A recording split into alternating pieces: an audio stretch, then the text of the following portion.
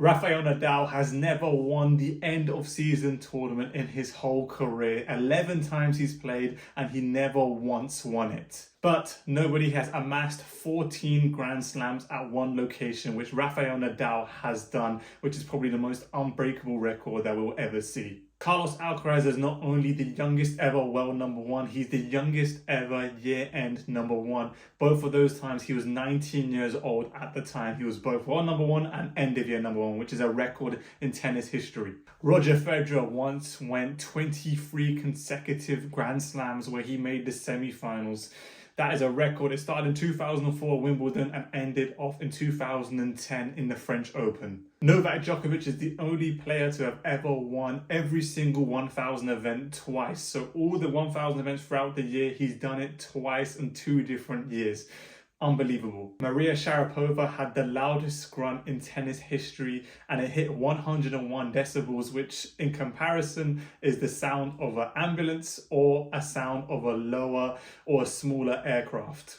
Ridiculous. The fastest serve ever recorded was Sam Groff, who hit 263 kilometers per hour, which is about 160 miles per hour. He did this in a challenger event, and that is just crazy. The shortest ever Grand Slam final was done by Steffi Graf. She won 6-love, 6-love in Roland Garros in a match which lasted only 32 minutes. Yes, 32 minutes in a Grand Slam final.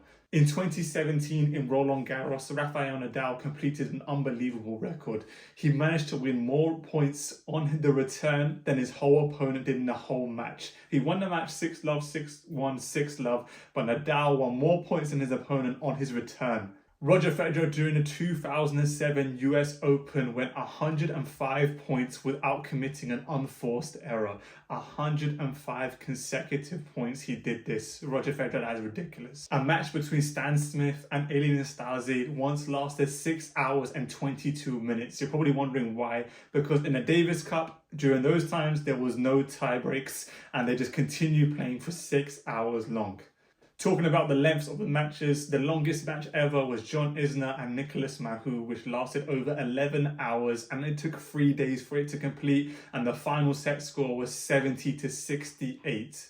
Bjorn Borg won 5 consecutive Wimbledons, but that is crazy in itself. But what is even more crazy, in every single one of those 5 Wimbledons, he never played a match before Wimbledon. He never did a warm-up tournament and never did anything like that, and just came straight to Wimbledon and won 5 in a row, and is the only player to have done this. Martina Hingis won a Wimbledon doubles title at the age of 15, but not only that, she won her very first Grand Slam singles title at the age of 16, which makes her the youngest in the Open era to win a Grand Slam like this. Jimmy Connors holds the record for the most match wins. He won 1,274 matches in his time as a professional tennis player, which is just insane longevity.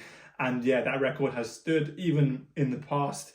And now it's literally going to be there for a long time. 1,274 wins Jimmy Connors got. Tennis balls used to be white until 1986. The reason behind the change was because TVs and TV broadcasters couldn't see the white balls, so they changed it to the yellow balls, which we are accustomed to today. But that change didn't come into fruition until 1986. In 1968, Arthur Ashe became the first black player to win a US Open title, which is incredible, knowing the racial barriers that were in existence during those times. But he's also the first black man to win the US Open, Wimbledon and Australian Open. In 2001, Goran Ivanisevic became the first player in history to win Wimbledon, but not only that, he won it as a wild card. So he came in, was not ranked, he got a wild card into Wimbledon and went on to beat Pat Rafter in 5 sets in 2001. Rafael Nadal has gone through a Grand Slam 3 times without dropping a set and winning it. Same like Roger Federer, who's done it twice. So these 2 players have gone through Grand Slams for 2 weeks without dropping 1 set and won the tournament. Andy Murray is the first player in tennis history to win 2 Olympic gold medals as a male in singles, which is a crazy, crazy feat and a staggering achievement for him.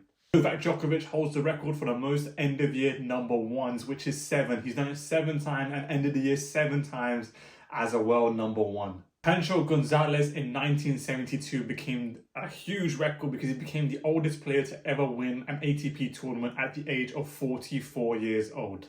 In 1937, tennis made history and it became the first time that a tennis match was broadcasted on TV. This was Wimbledon, and in 1937 was the first time any tennis match was shown on TV. In 2020, Jannik Sinner and Kokkinakis played the longest tiebreak in history. It finished off 20-18, and this was in the Australian Open, where Kokkinakis is the home crowd favourite, but Sinner won that tiebreak. Feliciano Lopez holds the record for the most matches in ATP Tour history. He's amassed and surpassed 1,500 matches in his career, which is crazy.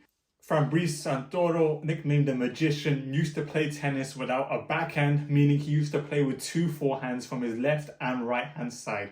But yes, guys, this is a video of unreal tennis facts. Let me know what you thought about this video. If you want to see a part 2, leave a like, comment and subscribe. And as always, continue to support this channel because I try to create more videos. If you let me know in the comments what type of content you want to see. If you do enjoy this content, as I say, leave a like, it goes a long way. But as always, I'll catch you guys next time. Peace.